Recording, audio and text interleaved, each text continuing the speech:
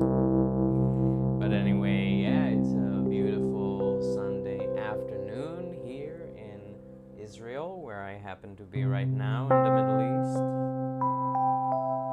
But if you happen to be in the American continent, then good afternoon to you.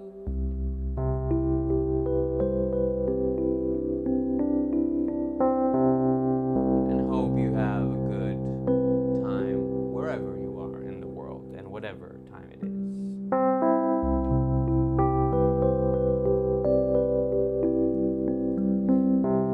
So today, as you know, on the Sunday live stream, so you know I'm doing these live streams every single week on Saturdays and Sundays. And what I've recently decided is that on Saturdays I'm gonna do more classical music, jazz music, music basically from sheet music that I read, and it's more like concrete actual pieces or jazz standards or Chopin's nocturnes, whatever, just these kind of things. And then Sunday is the more experimental sort of stream that I'm doing, and the purpose of this stream is simply to try out new things and play some meditative music that can help you feel more peaceful and relaxed, maybe with some exercises for focusing on your breath, which we're gonna do soon. We're gonna do a short NSDR script. If you don't know what that is, it means non-sleep deep rest, just to get you to a very restful, peaceful frame of mind. But then we're gonna try some more things that, some of which I actually just started experimenting with today. So this is gonna be like, you're gonna watch me just experiment live with these things for the first time, pretty much. So hopefully it's gonna be exciting. Hopefully some good music is gonna come out of it. And I'm also going to, briefly tell you what this project is all about, and tease out some very special announcements that I'm gonna make next week. So if you're listening to this, make sure that you tune in next week as well on either Saturday or Sunday, where I'm gonna talk about this exciting announcement for things that I have planned for the very near future. But that's all to come.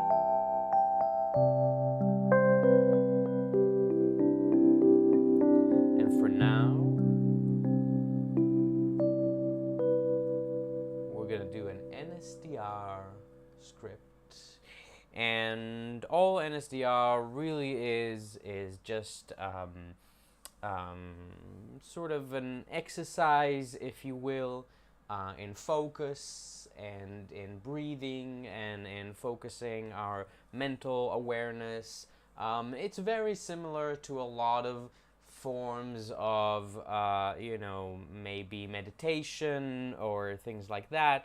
But it's very, the reason why I like it, it has been, I've heard about it quite recently, actually, from the Huberman Lab podcast, which I might give a shout out while I'm at it, because it's a great podcast to listen to. And essentially, it's just, I like about it that it's very simple. It's based on this it's simple to understand concept about shifting our awareness, and it doesn't have a lot of what you might call like mumbo jumbo or like ooh kind of language.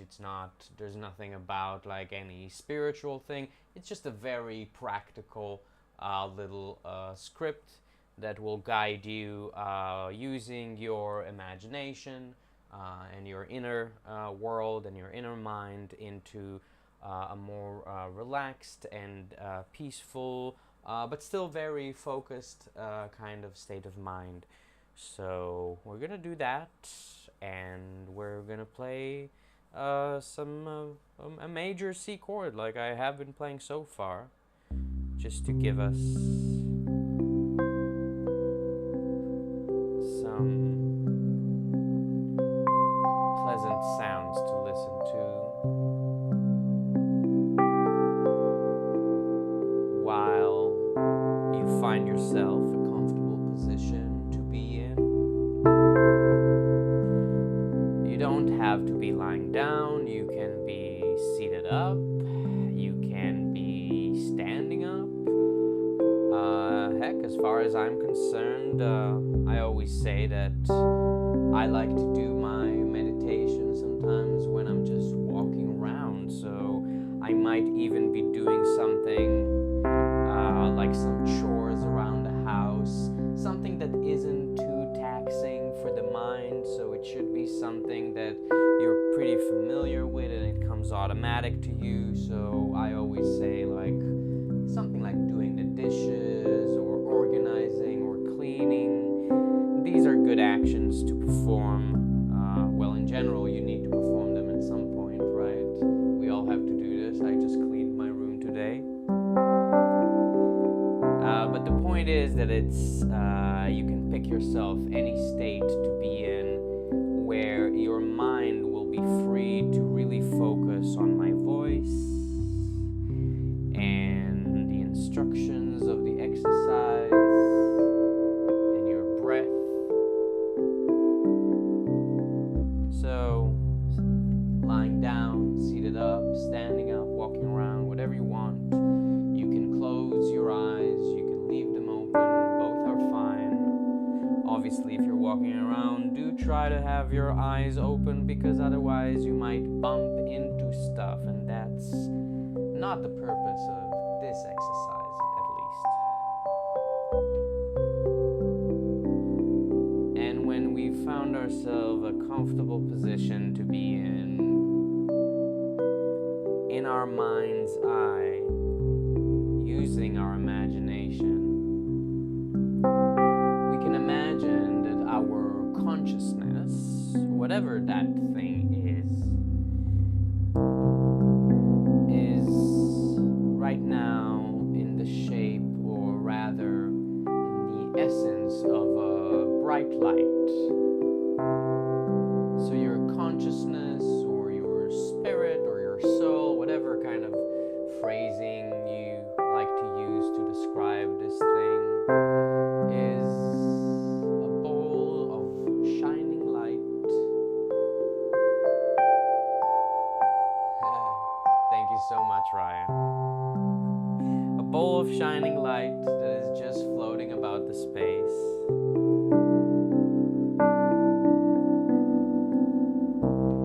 And in your mind's eye, you can imagine your body. And specifically right now, we're going to focus our attention on our left foot and on the big toe of our left foot. And by focusing our attention, what I mean is that in our mind's eye, using our imagination, we can imagine that this bowl of light that is our consciousness is this sort of a liquid, or maybe like a soft, airy substance, but that behaves like a liquid.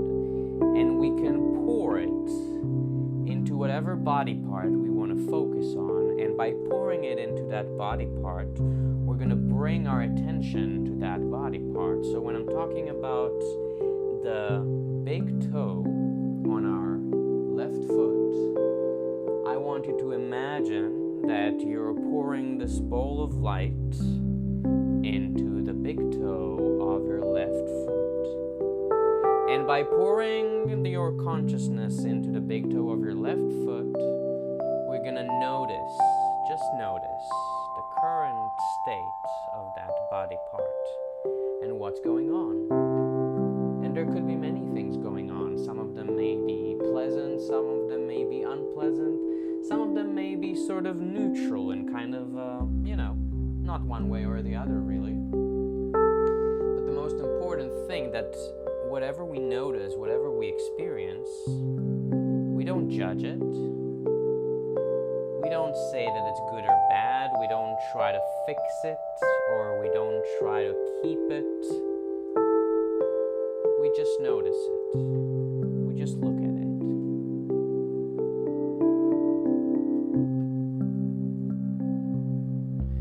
And so from the big toe of our left foot, we're going to pour our consciousness one by one into the rest of the toes of your left foot. So starting from the big toe, and then toe number 2,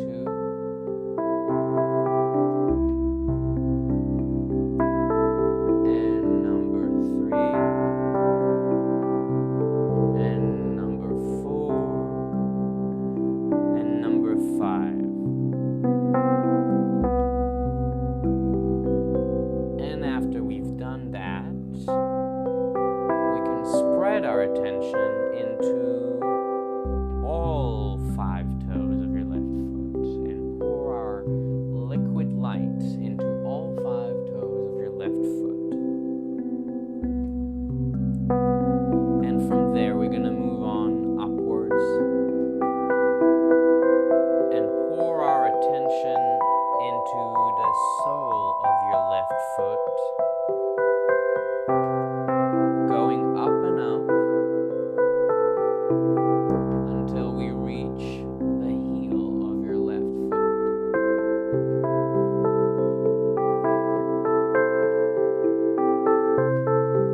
And then we can spread our attention to the entire left foot and imagine that this bowl of light is filling up our entire left foot with light, so we can just notice it and see how it is today.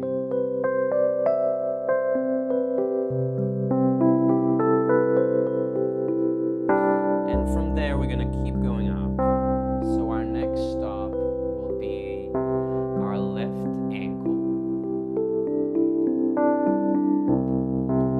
And our light will be moving up to our left calf, and up again to our left knee, and our left upper leg,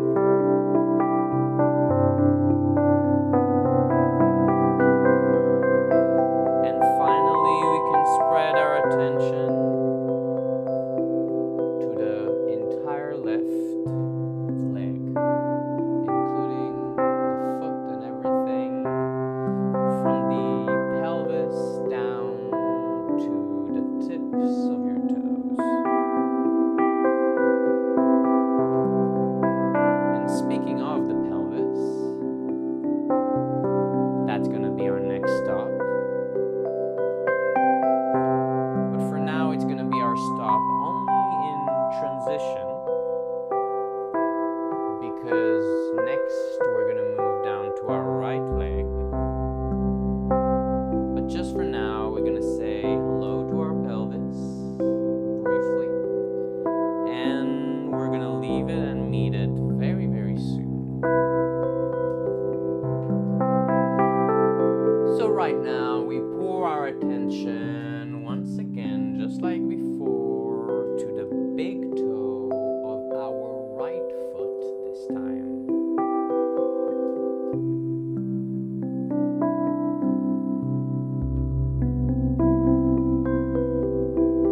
And from the big toe, we're going to move to the rest of the toes of your right foot. Second toe. Fourth,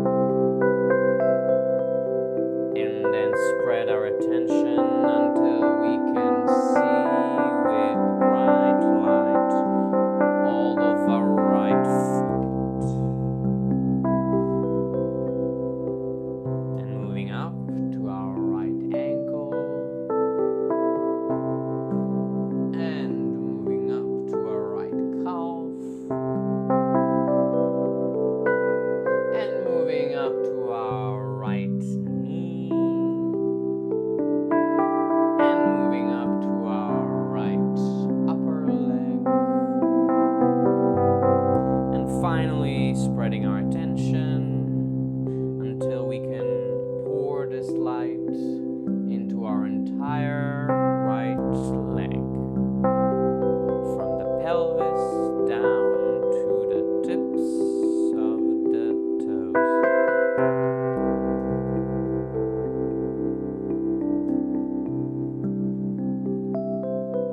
And now we've reached the pelvis. And the pelvis, as you know, is a very important place for many, many reasons. It is your core. It is where your sexual energy is coming from. It is where your life energy is coming from. It is what you're sitting on that is holding you upright. It's what keeps you upright even when you're standing, by supporting your entire body. And it's the source of your power.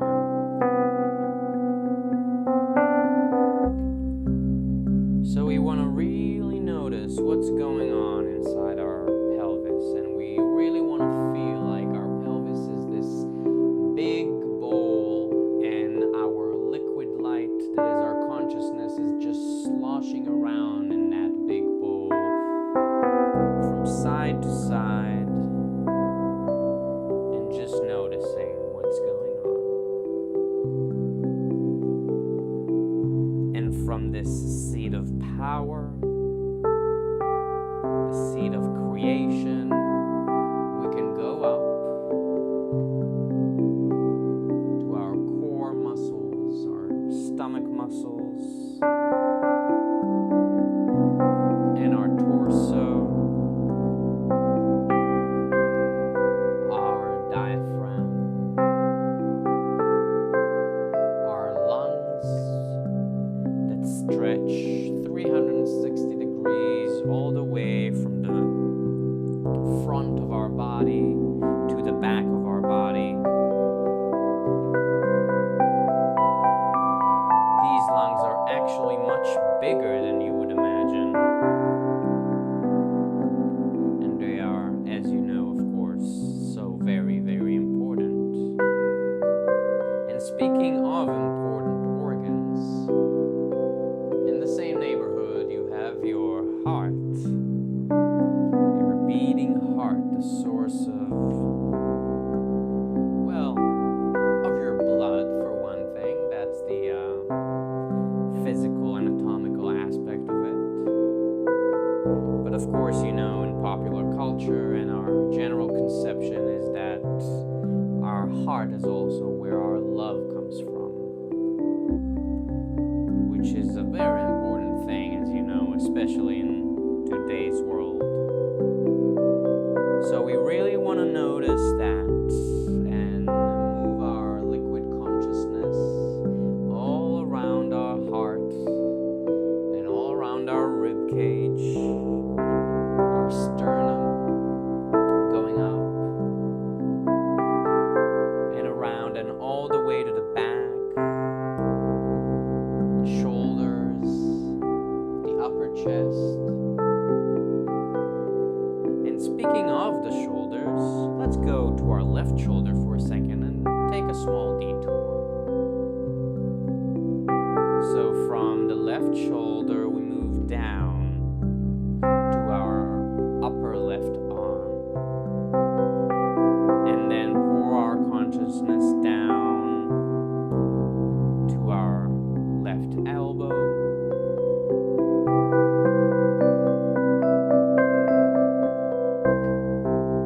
and our left lower arm, left wrist, and our left hand, the palm, and then pouring our consciousness into each and every finger of our left hand. So we have one, second finger, third finger, fourth finger, and fifth finger.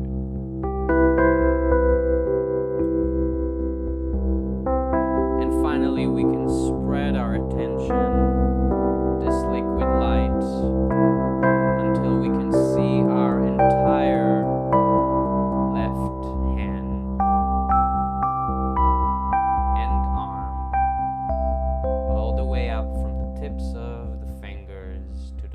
shoulder. And once we've done doing that, we'll reach across the chest until we get to our right shoulder. And you know what's coming. We're going to do the same thing again. Just use our liquid consciousness to pour it into our right shoulder, and from there down, down, down, down to our right upper arm and our right elbow and our right lower arm and our right wrist and our right hand into the palm, and then into each and every one of the fingers. So first finger, second finger, third finger, fourth finger, and fifth finger. And finally we can spread our attention to see our entire right hand, including the arm from the tips of the fingers all the way up to our right shoulder.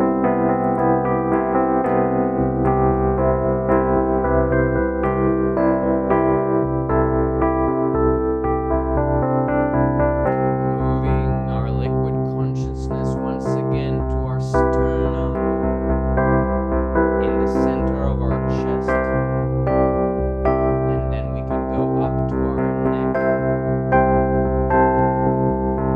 and up until we get to our face, and we can pour our liquid consciousness into our chin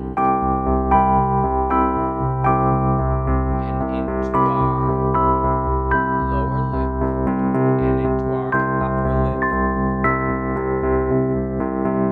nose, ears, right ear, left ear, eyes, left eye, right eye.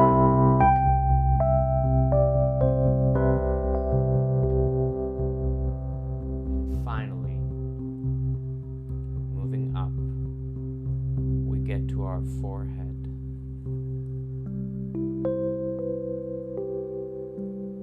And moving further up, we can imagine that our liquid consciousness leaves our body, goes up into the air, and is now hanging just a few centimeters or inches above our head, and just floating there.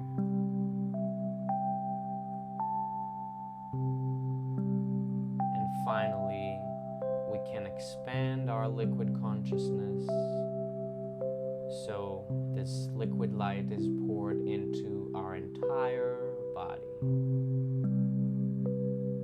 And we just notice it and see how it is today.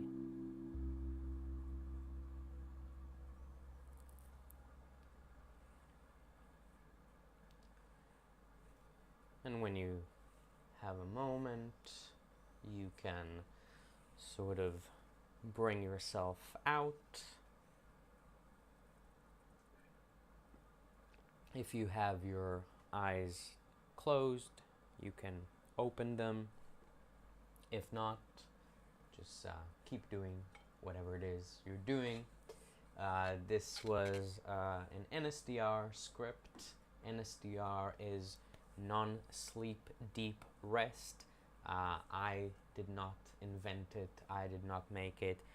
This script I did invent. I mean, you know, I didn't write it down or anything. I'm just speaking, and it's based on other NSDR scripts that I've heard. So It's my way of saying I'm not intending to take any credit for any of this. I'm just a vessel. And yeah, so it's just a method of getting some focus, focusing on our breathing, which is something, we didn't talk about so much in this script, but the basic idea is just to notice, just like we were noticing now with our entire body, notice how our breath is going in and out and in and out. And that's a great thing to do while you're meditating. It's the most basic skill of meditation that, pretty much any sort of meditation teacher or method will teach you. But as basic as it is, it's much more difficult than, it looks or it sounds, because focusing on your breathing and not allowing your mind to wander is one of the most difficult things, actually, because your mind is wired to wander. It's wired to keep looking for things to do and actions to take and thoughts to have, and you want to think about this thing that happened to you today and that person who spoke to you and what you should have said, what did you say, what didn't you say. Our mind just goes to all these places, and it's okay. It's not something to be angry at your mind angry at your mind for, because this is what your mind is wired to do. This is its function. But then the purpose of meditation is to relax that function a little bit, to be able to tell your brain, hey, you don't need to be doing all those things anymore, and just focus on what's right here, right now, and the present moment. So that's what meditation is good for. And we're gonna do some things today. Let's see, what are we gonna start with? What I want to do, there were some things that I tried in previous weeks, and one of the issues that I've been having with the sound quality is, that it wasn't that good, the sound quality. Actually, now as I'm speaking about it, let me just make sure that, because I also had something weird happen. Oh, okay. Yeah, it's fine. Sorry, I was just checking that the settings are alright in the software that I'm using, just to make sure, because also something weird just happened right before I went on live just now. Never mind, it doesn't matter. It seems to be fine. I hope the video quality and the audio quality is good. If not, feel free to write it in the chat, and I'll try to do something about it. But for now, we're just gonna go on. So I'm gonna do some things that didn't work so well the last few times because of the sound quality, and that wasn't right. But I think that now I managed to fix it quite well. In the stream yesterday, I think the quality was quite okay. So we're gonna do that, and I actually wanna experiment with something a little bit. So if you don't mind, this is something that I've literally just started playing with today. So what you're gonna see is completely raw. This is not, well, I'm just giving you caveats, but it's just lowering your expectations, I guess. But it's quite exciting, the thing, because I've been, Ryan, the guy who does my social media, told me about this new product by Google. And as you know, all the rage right now is AI, and I'm all into that. I love AI, and ChatGPT has already become my closest friend, just many other people nowadays. I use it for a lot of things. Even today, I asked it a lot of questions and had conversations with it. So yeah, I'm very into that. I'm very interested in that, and I've always been interested. I mean, I always knew that like intelligent AI was coming at some point. In my opinion, it's always been kind of inevitable, right? But then, of course, nobody expected it to come now because you never expect these things. It's just, it's just for decades, it's like stuck somewhere, and then suddenly there's a breakthrough, and then all of a sudden we live in a world where AI is just a thing that exists. And this world has not existed a couple of months ago, even, but now we do. We live in this world, and what I've always been interested in is what's going to happen to music with AI. And I'm already seeing people online on YouTube and such starting to talk about this, about how AI is going to affect music. And I think it's, honestly, if you ask me, I think it's going to be great. I mean, admittedly, I'm a huge optimist. One of my vices, I guess. I'm a huge optimist. I always think it's gonna work out at the end, even though things like sometimes look dark and very, kind of. But with AI, there's all this, oh, whatever, it's a Skynet, and like the robots are gonna control us. I don't think it's gonna be like that. I think it's very unlikely. I think what's gonna happen is that we are in the process of gaining a whole suite of tools, of extremely intelligent and capable tools that are gonna make our lives so much easier in many respects. Not in all aspects, of course. It's not like I believe AI is gonna solve the entire world's problems. Obviously not. It's mostly up to us, unfortunately, to solve the world's problems. But using tools like AI, I believe that we can do it much faster and much more efficiently, and get to results really quickly, because we need to get to results really quickly. The rhythm at which we're progressing is great, but also kind of dangerous. There's a lot of pitfalls, and I said I am an optimist, and I do believe that things are going to work out, but we also have to be extremely careful.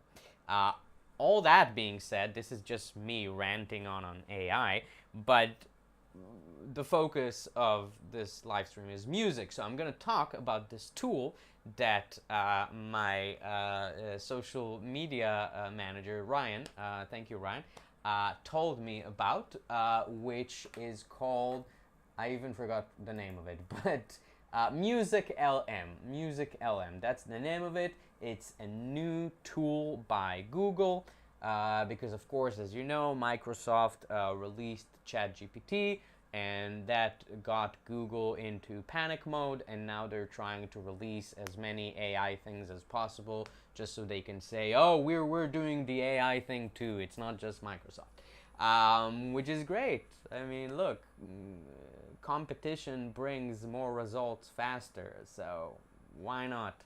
And I signed up for the AI Test Kitchen, which is the Google platform that they're now using to offer several tools to a bunch of people. You have to basically sign up. It's not like you have to sign up for a wait list. But I can tell you that I signed up to the wait list, 2 days ago, and then yesterday I got approved. So it's not a huge wait list or something. It's not like you're going to wait for months. So you sign up to the waiting list, and then when they approve you, you can use this tool. It's called Music LM. And the basic idea of it, it's like ChatGPT for music. You basically write it a prompt of what you want to hear, and it will create music for you. How awesome, right? The AI is coming for us musicians' jobs. But it's interesting. It's been interesting for me to test it and play around with it, and I've only literally done it like today for like less than an hour. So as I said, this is very raw. I'm just experimenting. Um, but I've also experimented with ChatGPT with music. I've experimented in a different live stream with another thing. There's a couple of things. First of all, I used it to write like a song. I asked it to write like lyrics for a song, and it did.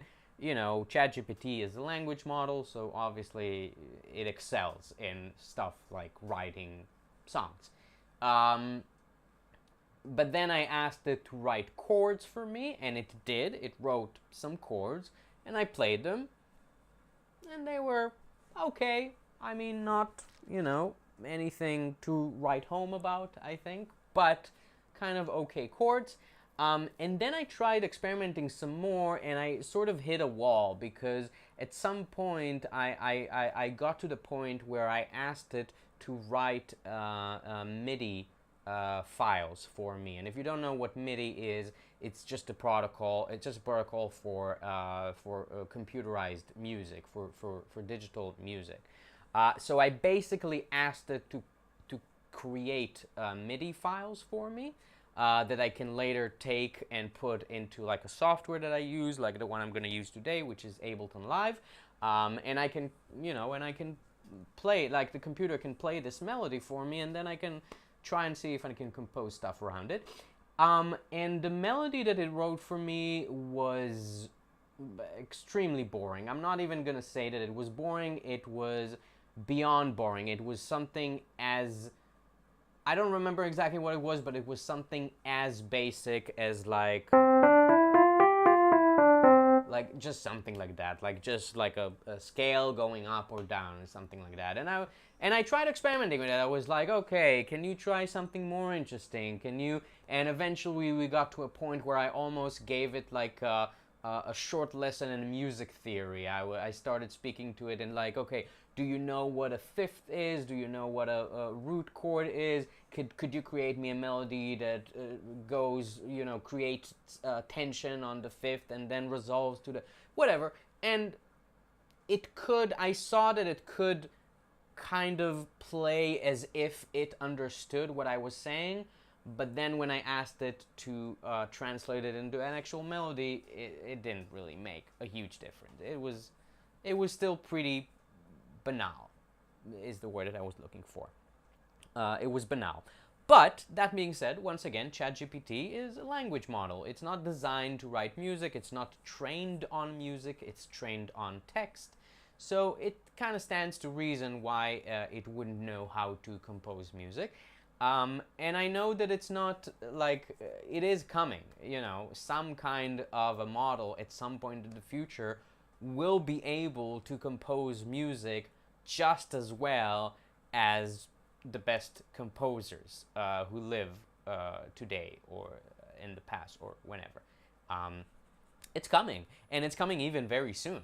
The tool that I'm going to show you today is still not doing that, still very far from it, but it's coming. It's a matter of, maybe years, maybe even months. I don't know. This thing is going so fast. We are in for a heck of a train ride with this AI thing.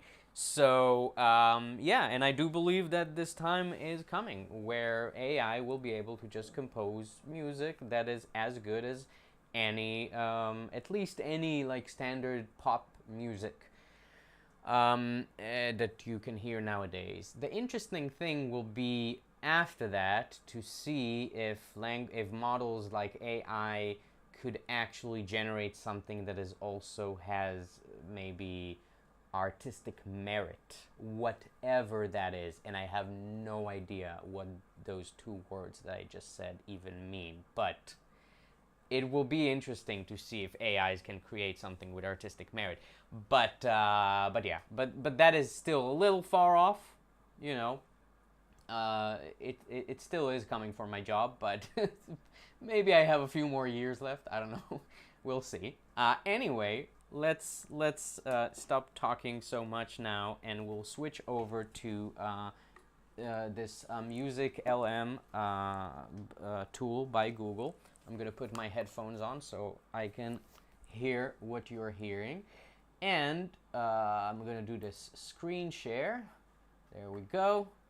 And now you can see, hopefully, this music LM. This is how it looks like. And it's very simple. You just write a prompt here.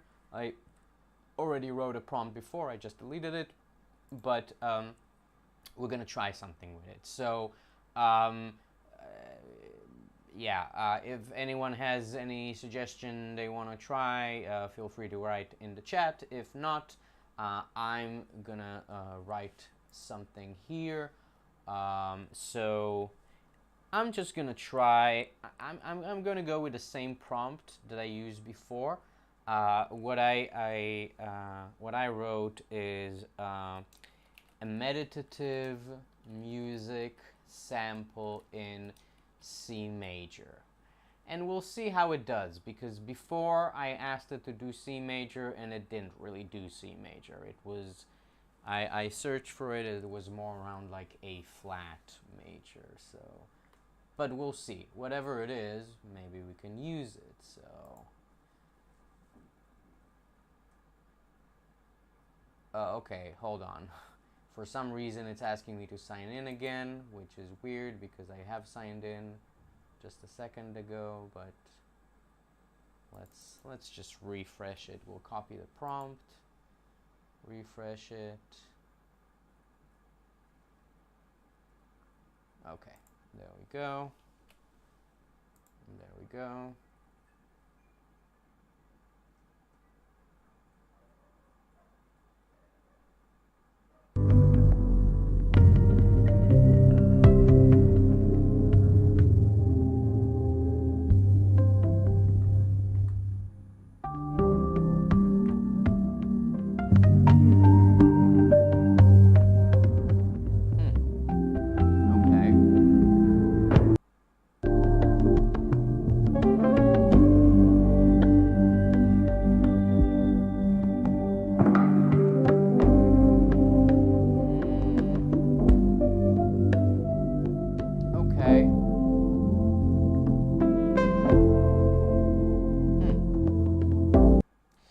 Interesting. Okay, it's giving me two different options. You just heard both of them, one after the other. I didn't like the first one at all. It had this weird pause in the middle and didn't seem like it was going anywhere. The second one was okay, I guess. So you can hear. It's very interesting to listen to it. There's something interesting about how these models work, and I don't have the background to really understand how they work technically, but I do understand, like I have a background in computer engineering, and I have learned about neural networks way before, like, you know, in the early 2000s, when they were around, but they didn't really serve any purpose. They were just this theoretic exercise. So I kind of understand that it's basically trying to look for patterns in existing data that it has worked on, and then trying to regenerate those patterns. The interesting thing is that just like the like DALL-E, right, the AI that generates the images, and I've heard that there are AIs now that are generating videos as well and stuff like that. It almost seems like, you know, nothing is very clear. Like, it's very, there's a lot of vagueness to it, which is okay. Maybe in this specific instance, because I asked for something meditative, it was intentionally kind of, you know, kind of vague and out there and not really clear. But I also noticed something different when I tried a different prompt. So I'm gonna do this. I'm gonna download this second sample because I did kind of like it, and we might actually do something with it in a second. I already have something here, so I'm gonna delete it. This was a sample that I generated before. Yeah, just put it here. This is like Okay, and now I just want to show you, right? Because if I write something like um, complex. No, you know what? Let's write actually. Let's do something really simple because I want to test. I want to test like how clear cut it can be. Cheerful, poppy, EDM dance tune. This should be really simple. Like, this is, EDM tunes are not complicated at all musically. They're just good for like dancing, but yeah.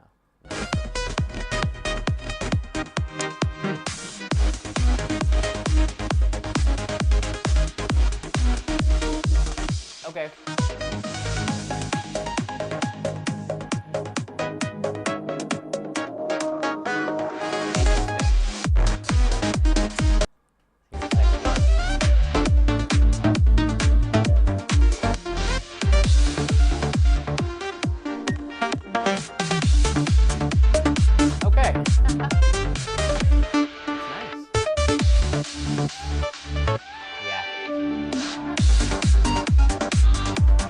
Okay, interesting.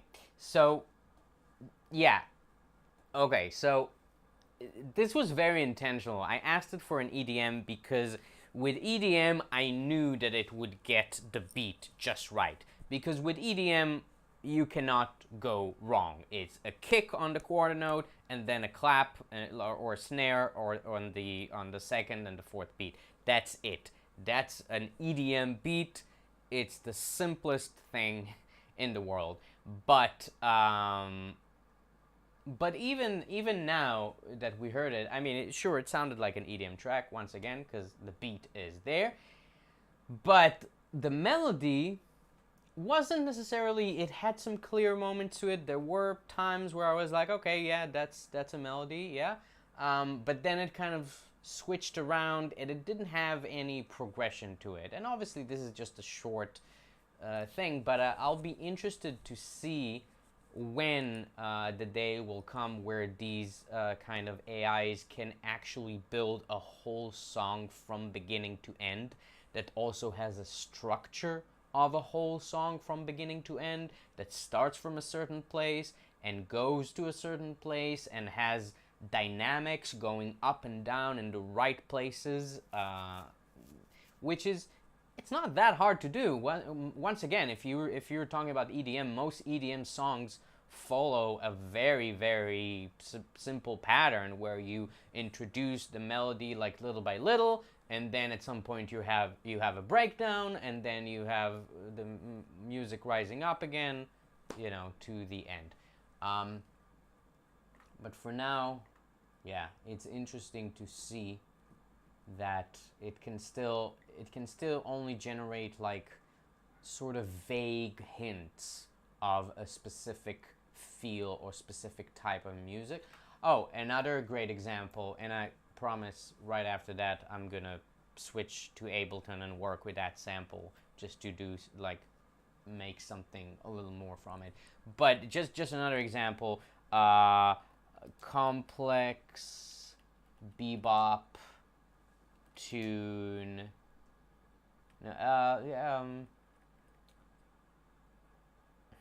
a cheerful bebop tune set to complex chord changes. This is difficult, right? We'll see what it does.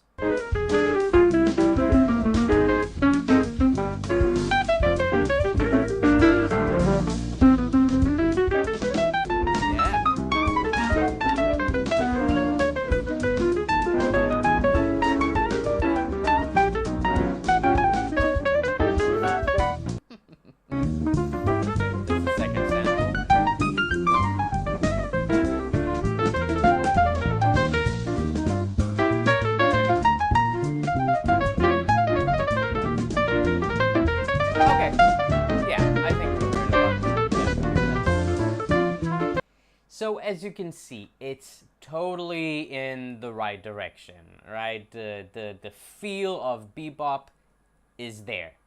What is not there is any sort of clarity about what is being expressed here.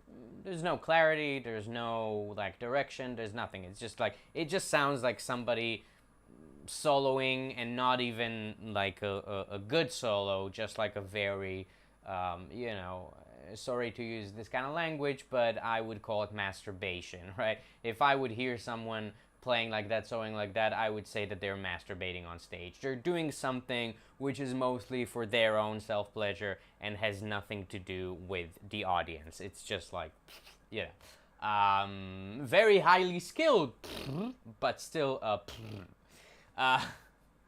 so yeah. All right, let's switch to Ableton and let's try to create something from this. So yeah, okay, I'm just gonna delete what I already did here a little bit ago, and we are gonna go to this folder that I already set up, which is now not showing for some reason. What's happening?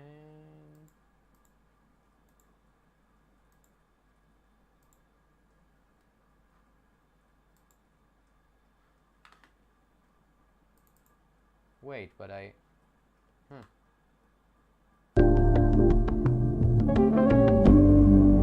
Okay, this is the sample, so I do have it here.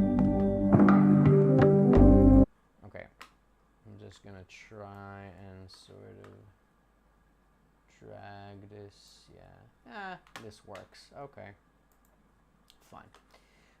My apologies, I am not the most proficient guy in Ableton Live that there is, so some of this process may be a little bit slow, but, you know, give me a second here. Okay, this is the sample, and I'm just gonna,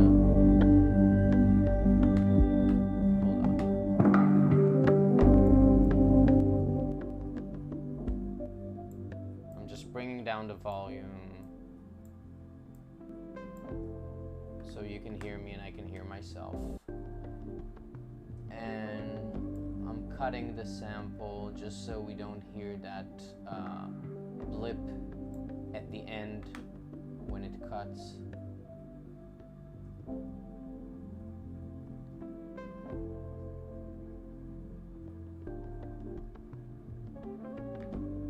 Yeah. I mean, look, it's not perfect and it's out of rhythm, but that's the way it's supposed to be. It's like meditative music, so it's not going to be like, there's not going to be any hard rhythm, but we will add some, little bit of drums.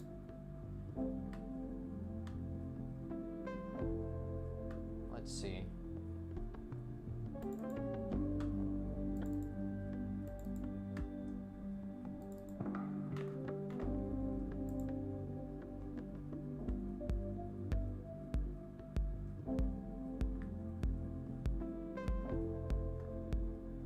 Yeah, way too much.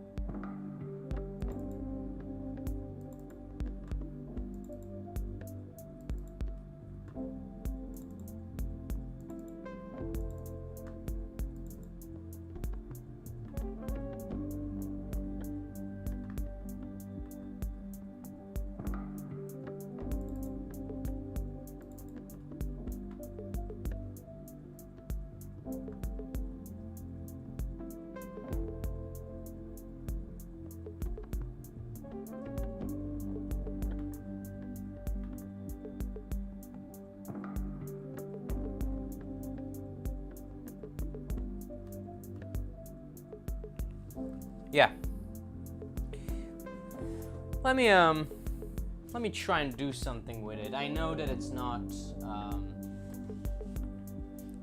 Hold on. Let me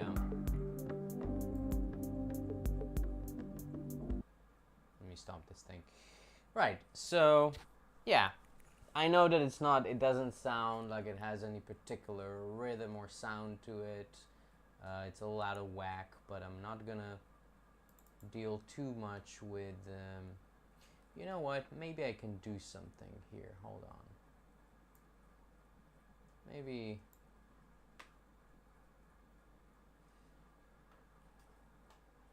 One, two, three, 4, 5, 6, 7. Maybe I'll just cut a part of it that will align better. 2, 3, 8.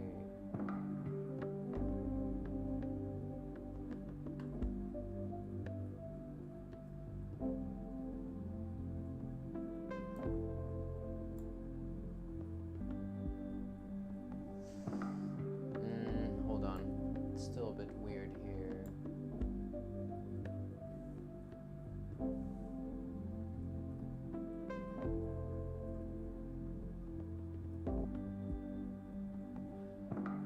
Okay, this is far from perfect, but we're gonna try and use this thing.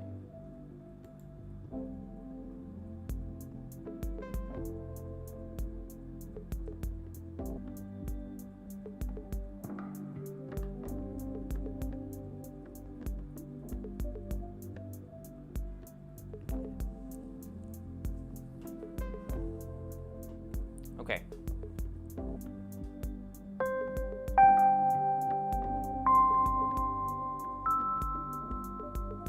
Oh, look, I think it is in C major.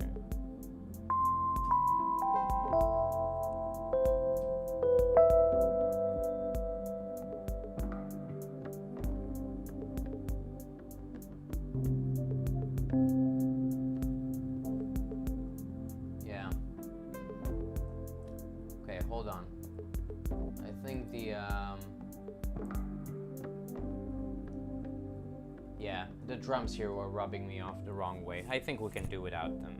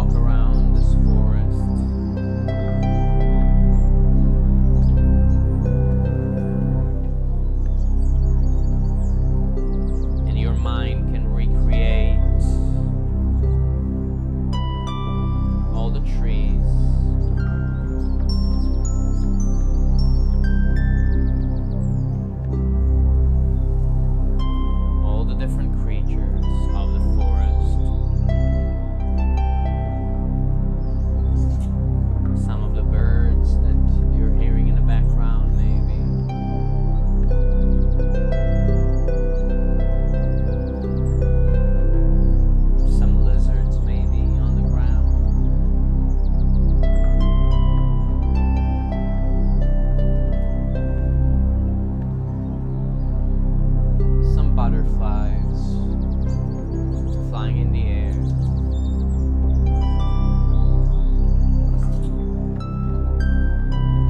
Some insects, maybe an ant colony.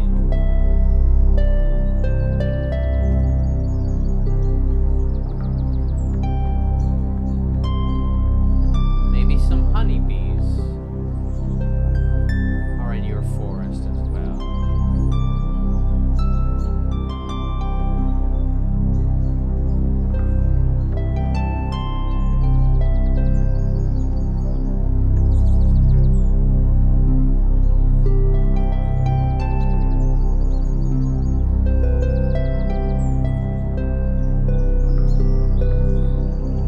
And of course, underneath the tall trees, you can have some smaller trees,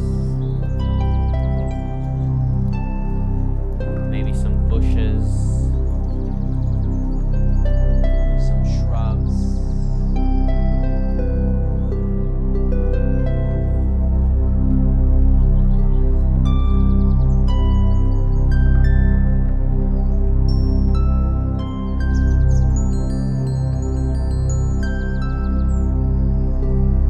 Some fungi, some mushrooms.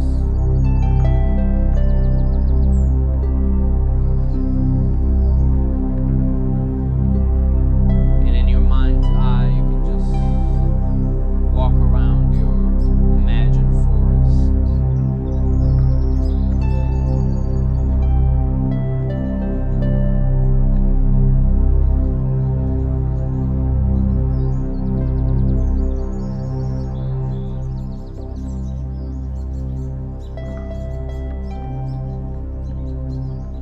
And only you can know how your internal forest looks like. Only you know the kind of creatures that live in it.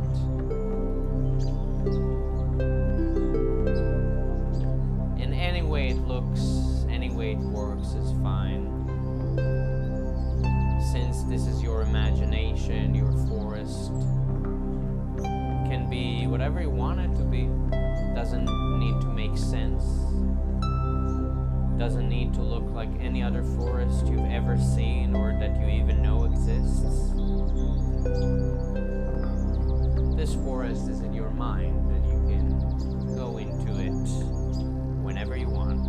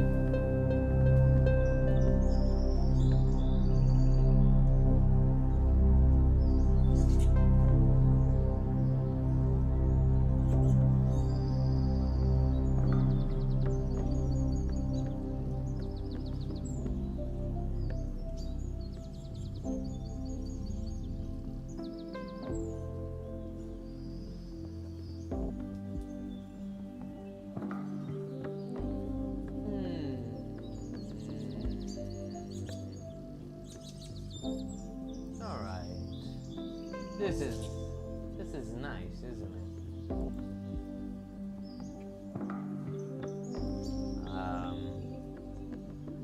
But now it's time to leave our forests. Let it fade into the background while we are left with this sample provided to us by the generous AI today. The generous, right? Has nothing to do with degenerate. The generous AI today. And we're gonna stop that as well. Yeah. And if you had your eyes closed for this little bit, you can open them up or if not, you can just keep doing what you're doing. I hope the audio quality was alright. Please feel free to give me some feedback, because I'm still testing how exactly, the complexity of sounds carries itself into the stream. Because when I hear it here in my headphones, it's great, but it's hard for me sometimes to be sure that you are hearing it as well as I'm hearing it. So, feel free to provide me with some feedback if there were anything that you that that you can tell me about it. That was nice, wasn't it? I mean, once again, these tools are still in their infancy, so it's not yet at the point where I can tell it to just create a complete thing out of the blue and it will know exactly what to do, and it's not there yet, but it's getting there. It's getting there. It's very, very close, and it definitely seems like it's beginning to understand the principles of music and music composition, and that's quite an amazing thing. Um, because, well, I don't know. I mean, maybe it's just my own, like, very, very subjective experience as a musician, as someone who deals with music, who has always dealt with music in his day-to-day life. Of course, I have a very, like, non-objective point of view, where basically, in my opinion, music is the best thing that there is, and it's like also the most difficult thing and the most complex thing, and like I want to be like, oh yeah, of course, AI will be able to be a doctor, but it will never be able to be a musician because there's some secret. But deep down, I know that there isn't. I know that all that I'm doing, a very advanced artificial intelligence could do as well. And it's interesting, isn't it?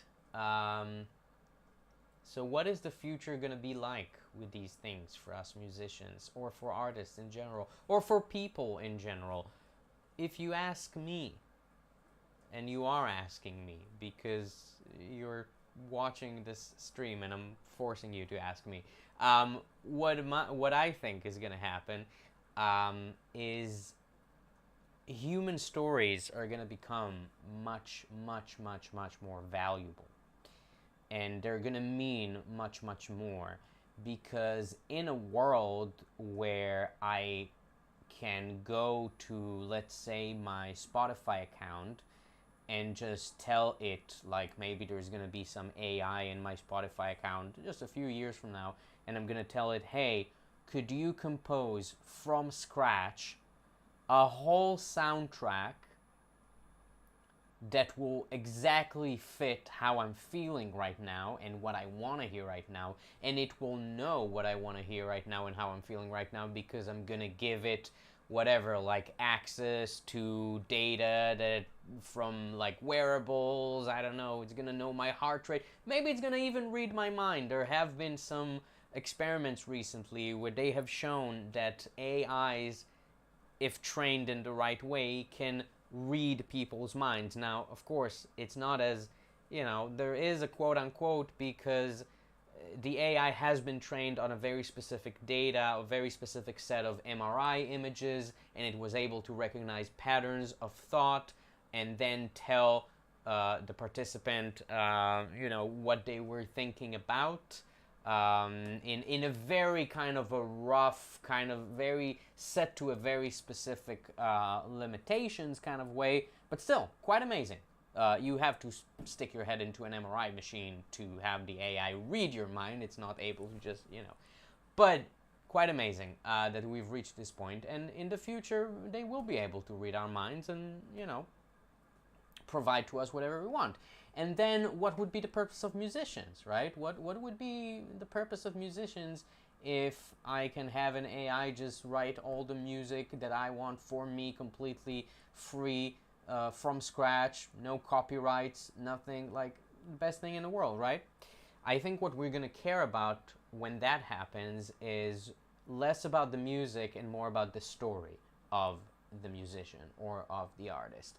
And that is something that AIs cannot replicate, at least yet. I mean, I don't want to say forever, but they cannot replicate a human story. Well, I don't think they'll ever be able to replicate a human story because they're not human.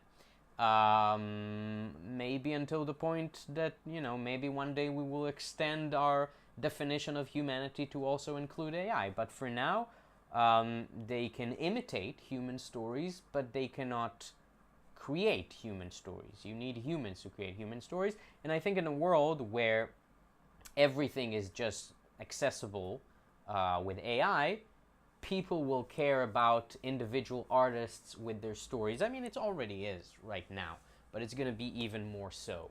I mean, you might go to AI to just listen to I don't know, music if you want to study or if you want to do your gym workout or whatever. But if you really want to experience something with, once again, these two words that I have no idea what they mean, artistic merit, you're gonna have to go and see a human artist. And you're gonna have to support them in a way which is not like buying their music, but supporting the artist directly. Just giving them money for being artists. Which, by the way, I'm an artist, so if you're watching this, can you please give me money for being an artist? I'm gonna take the headphones down and we're gonna continue with something else in a second, don't worry. But yeah, I'm just using it as a segue into saying that I am trying to build this channel up, as I've been saying. And if you're listening to this, I have a very exciting announcement to make next week. So please tune in for that. I'm going to tell you ahead of time, it's not going to be an announcement about when I'm going to go back to the US, unfortunately. I know a lot of people are waiting for that, but for now, I still have to stay, well, not here in Israel, but I can't go into the US right now. I'm still working on all the paperwork and all the visa. It's taking much, much longer than I expected. But just so you know, the announcement is not going to be about that, but it is going to be about something else about my plans for the future, which is going to be very exciting for you, I think, and for me as well. So tune in for that. And other than that, I really appreciate your support. I really appreciate you tuning in.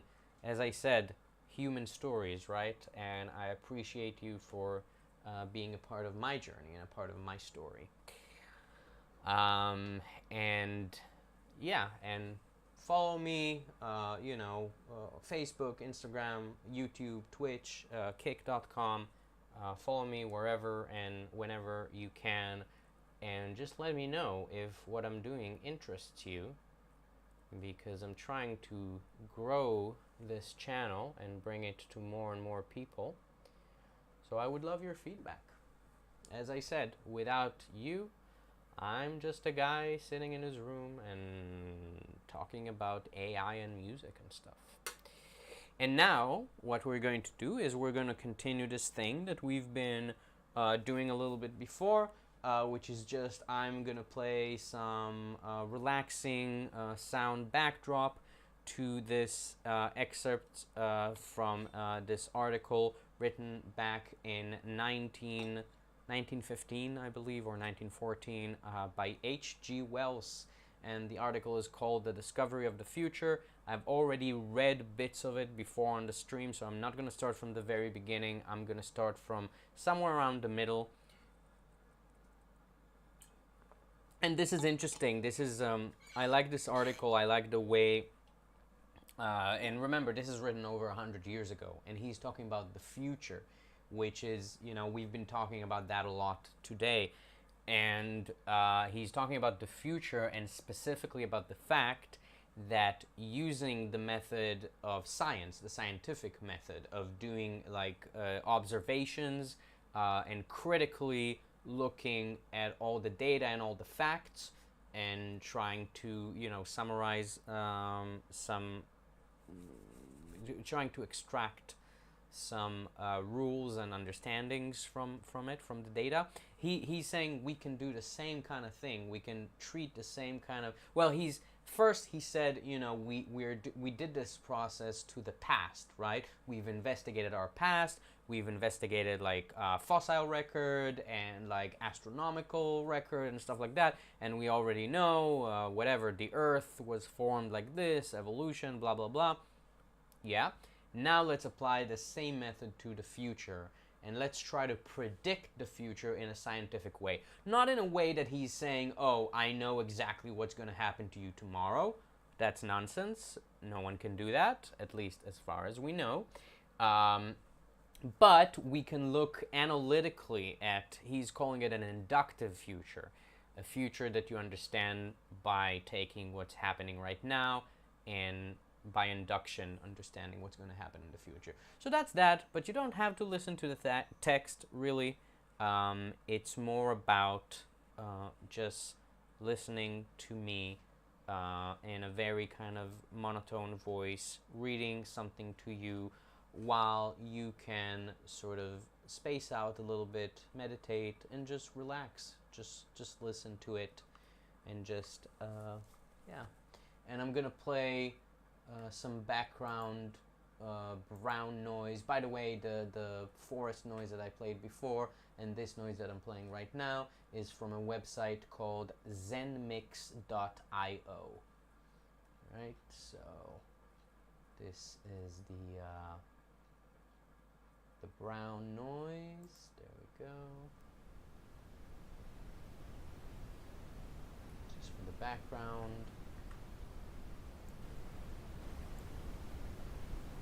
And we'll start. We'll go for about 10 minutes, and then we'll end the stream.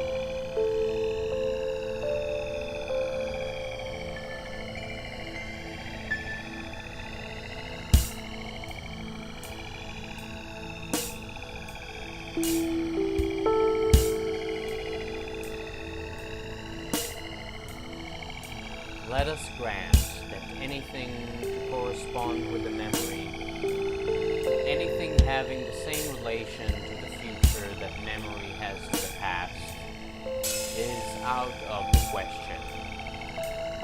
We cannot imagine, of course, that we can ever know any personal future to correspond with our personal past, or any traditional future to correspond with our traditional past.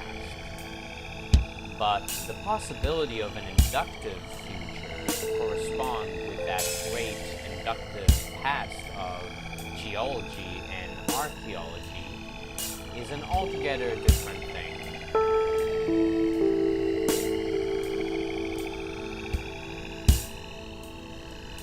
I must confess that I believe quite firmly that an inductive knowledge of a great number of things in the future is becoming a human possibility. I believe that the time is drawing near when it will be possible to suggest a systematic exploration of the future. And you must not judge the practicability of this enterprise by the failures of the past. So far, nothing has been attempted. So far, no first-class mind has ever focused itself upon these issues. But suppose the laws of social and political development, for example, were giving as many brains, were giving as much attention, criticism, and discussion as we have given to the laws of chemical combination during the last 50 years, what might we not expect? To the popular mind of today, there is something very difficult in such a suggestion, soberly made.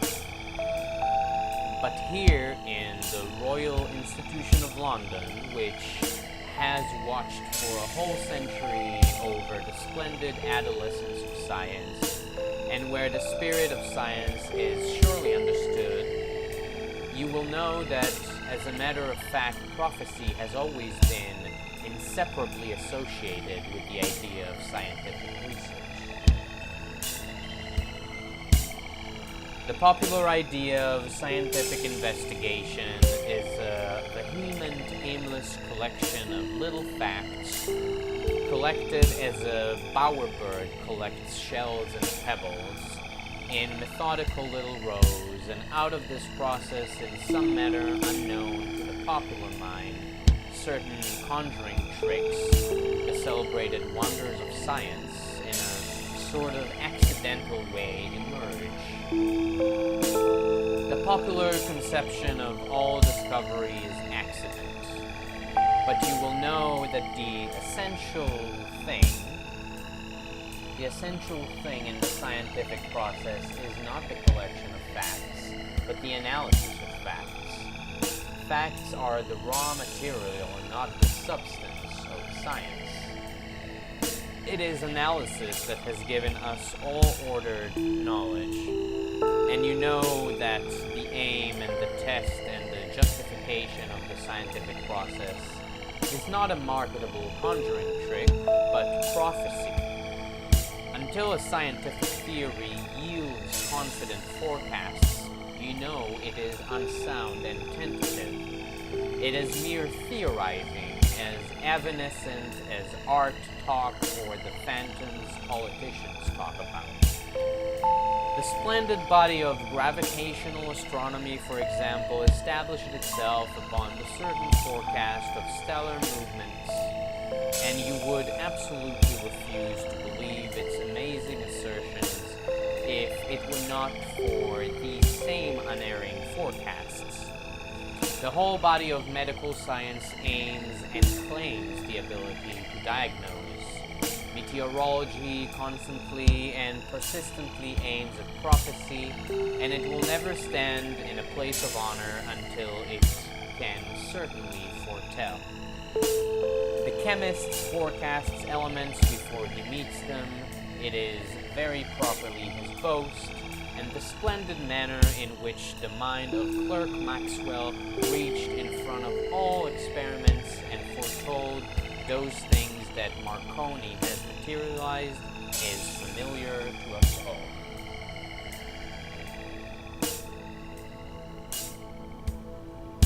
All applied mathematics resolves into computation to foretell things which otherwise can only be determined by trial. Even in so unscientific a science as economics, there have been forecasts. And if I am right in saying that science aims at prophecy, and if the specialist in each science is in fact doing his best now to prophesy within the limits of his field, what is there to stand in the way of our building up this growing body of forecast into an ordered picture of the future that will be just as certain, just as strictly science, and perhaps just as detailed as the picture that has been built up within the last 100 years of the geological past? Well, so far, and until we bring the prophecy down to the affairs of man and his children, it is just as possible to carry induction forward as back. It is just as simple and sure to work out the changing orbit of the Earth in the future until the tidal drag holds one unchanging face at last towards the sun, as it is to work back to its blazing and molten past. Until man comes in, the inductive future is as real and convincing as the inductive past. But inorganic forces are the smaller part and the minor interest in this concern. Directly, man becomes a factor, the nature of the problems changes, and our whole present interest centers on the question whether man is indeed individually and collectively incalculable, a new element which entirely alters the nature of our inquiry and stamps at it once as vain as hopeless and hopeless, or whether his presence complicates but does not alter the essential nature of the induction. How far may we hope to get trustworthy inductions about the future of man?